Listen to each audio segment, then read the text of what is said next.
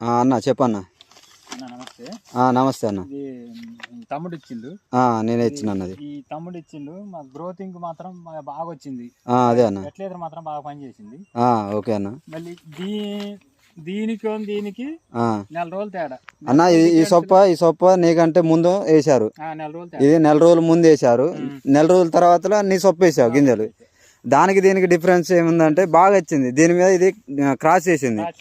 Cross చేయడానికి కారణం ఏంటంటే మనకి కర్ర కూడా మంచి గ్రోతింగ్ ఉన్నది. ఇంతవరకు నెల అయింది పోసి ఇప్పటి వరకు కూడా కర్ర ఇంకా గ్రోతింగ్ ఉన్నది. కర్ర కూడా మంచిగా ఊరింది అన్న.